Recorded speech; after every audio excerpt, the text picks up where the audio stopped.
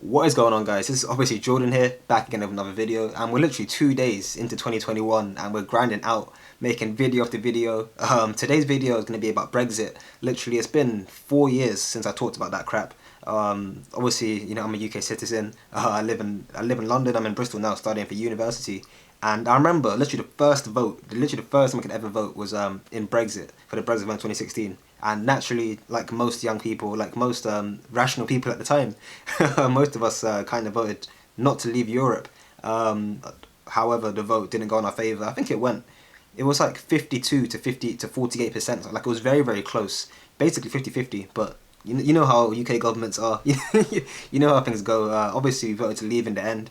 And 4 years later, after what I assume was lots of work by our government, we finally reached a trade deal. We finally left Europe. The EU and the UK are now no longer together. And yeah, let's talk about that.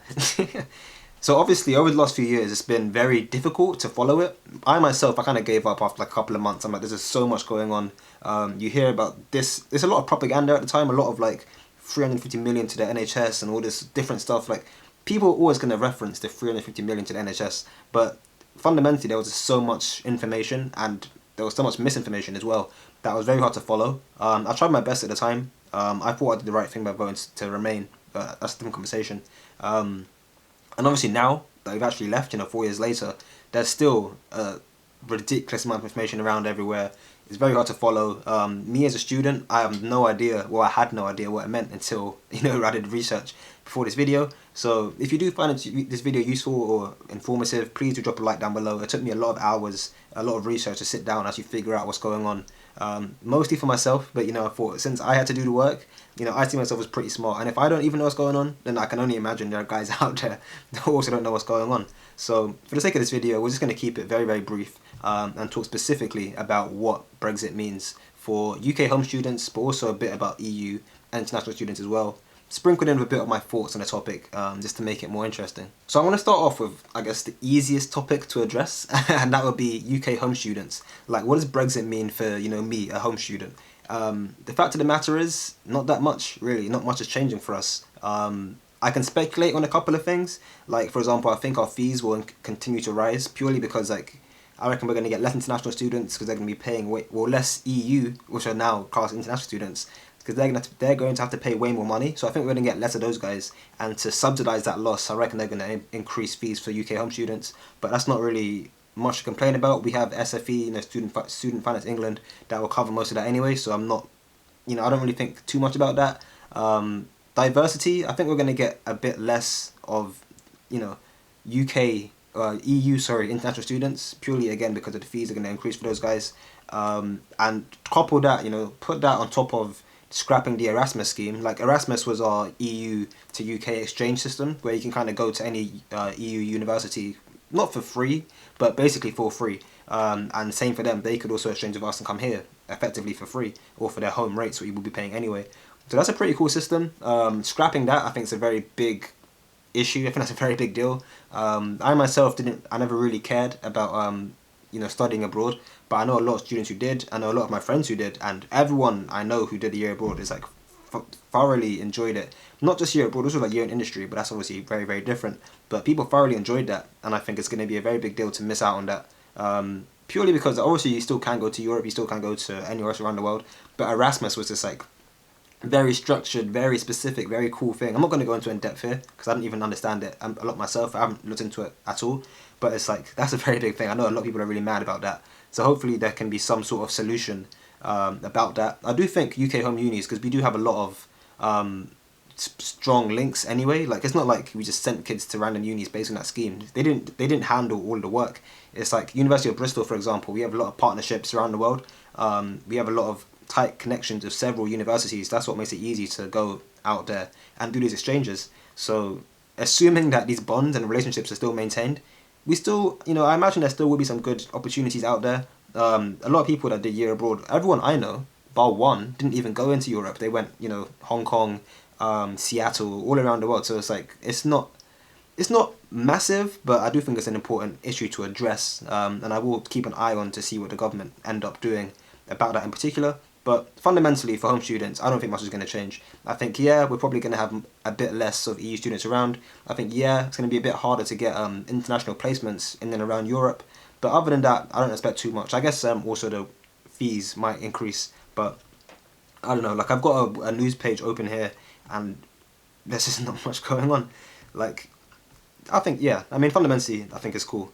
Now let's go on to the EU students, and then afterwards we'll go on to international students, because they technically are the same now, but let's talk specifically about EU students. I think, as I said, the Brexit deal basically said that all EU students are now going to be treated as internationals, so they're no longer, in the past, you could come into Europe basically and pay the same fees as you would if you were a home student or if you were paying in your actual country, because we had the whole trade arrangement.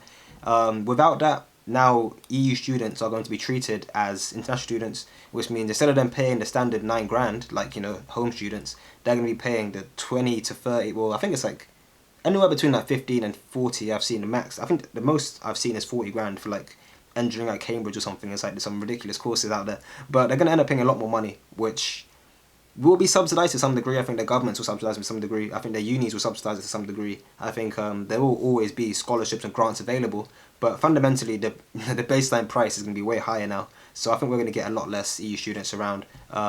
If you are an EU student, I think the whole settlement thing seems very, very interesting. Just to kind of summarise what that means, the UK recently introduced a tiered points-based system.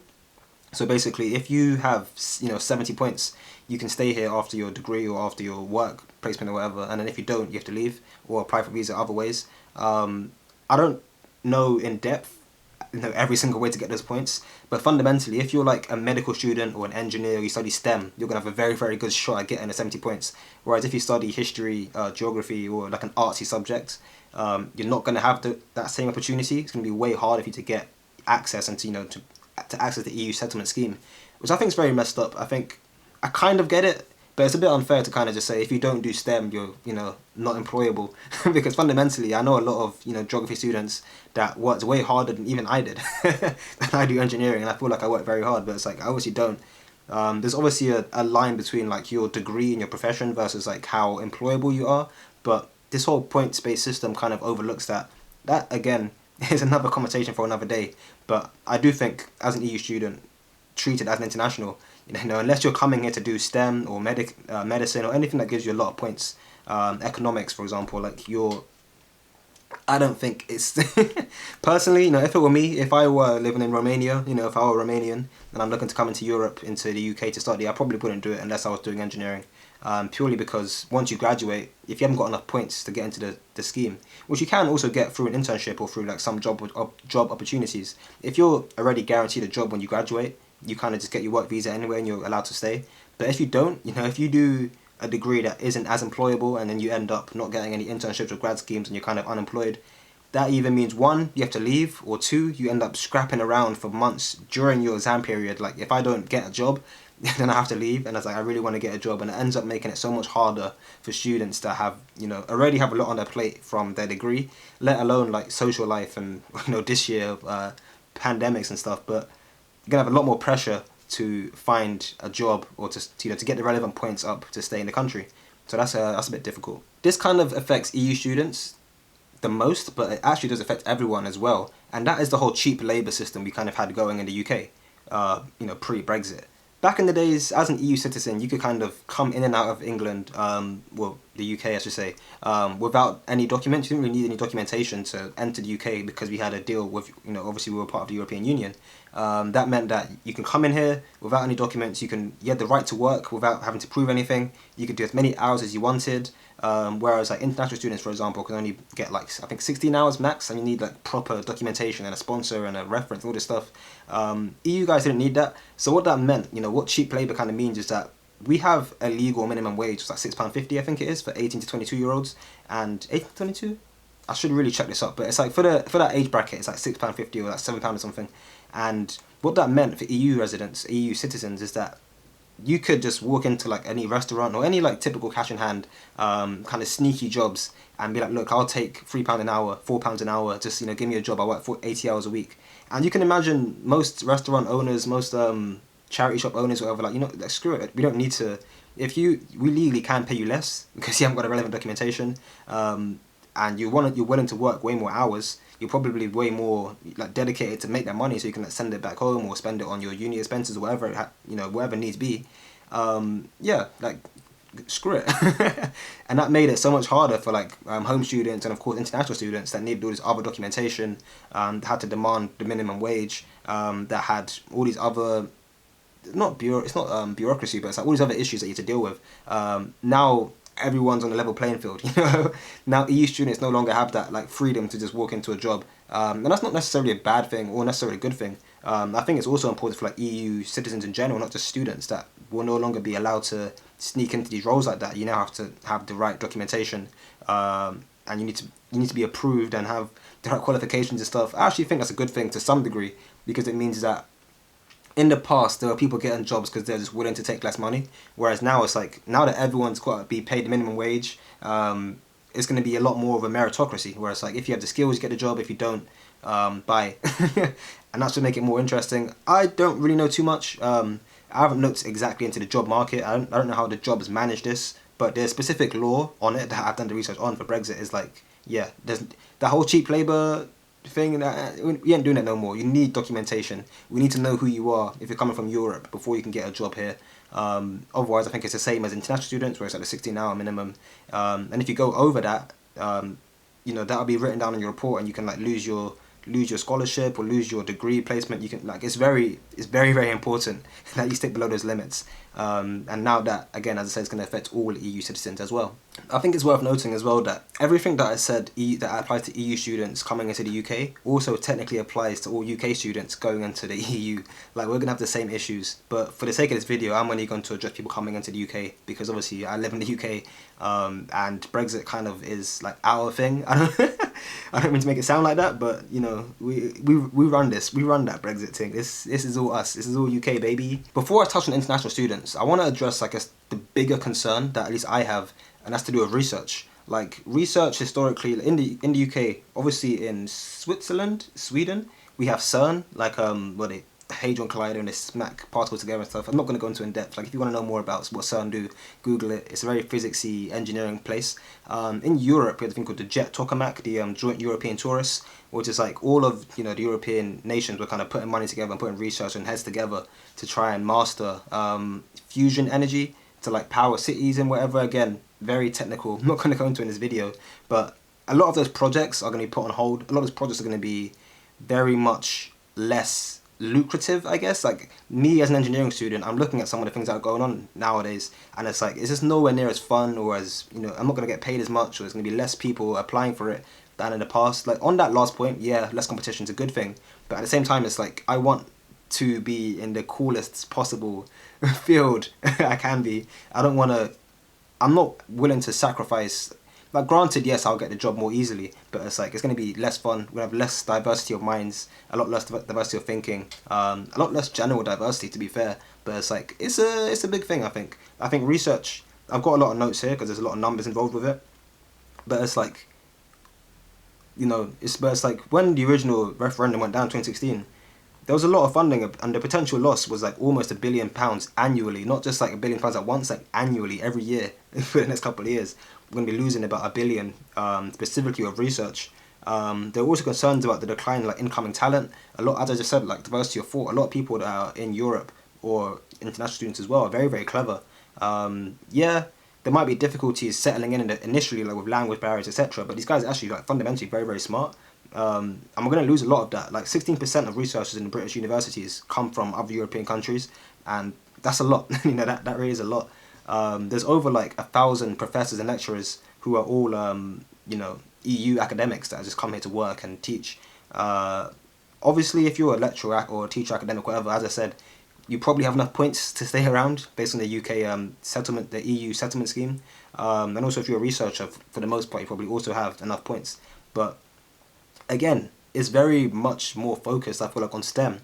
Haven't done the research on the point system. If you work, if you're a lecturer and you teach sociology, they might look at you a bit differently for some reason. And granted, I get it. I understand that engineering, STEM subjects in general, are a lot more lucrative right now, a lot more specialized right now. We kind of need that a lot more in a ever so technologically advanced society. But at the same time, it's not really fair to look at someone who teaches a different subject like sociology or psychology as less than an engineer, because we still need those guys. We still need that talent. We still need that intelligence, that way of thinking. Like ethics, for example. I spoke to James on my podcast, the Undergraduate Survival Guide. He did maths and philosophy at Warwick. Yeah, no, I mean, obviously maths sounds like this big thing, philosophy sounds like this big thing, but no one's looking at philosophy saying, oh, we don't need that, just do the maths. It's like philosophy is also important.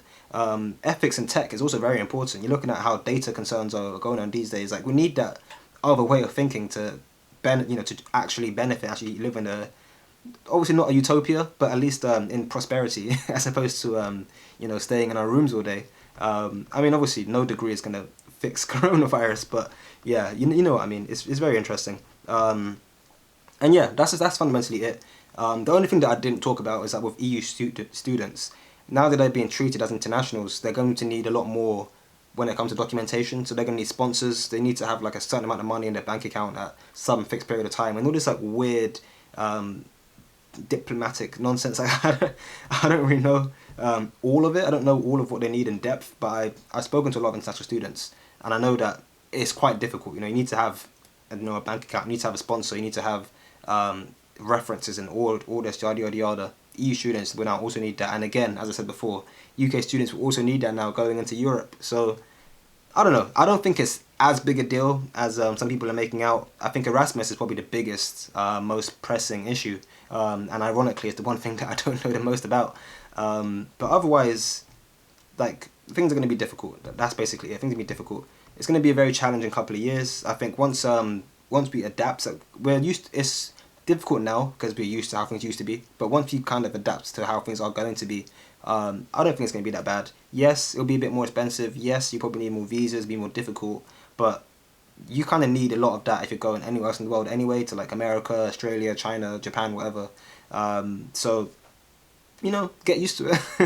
And I know it's not a nice thing to say, but suck it up, kind of get used to it, and hopefully in the long run things will work out just fine. So that's what I got for me today anyway. Hope you guys have enjoyed it. Again, it took me quite a lot of time to do all the research, get all the points for this video. So if you did enjoy it, if you did find it informative, smash the like button down below, subscribe for more videos.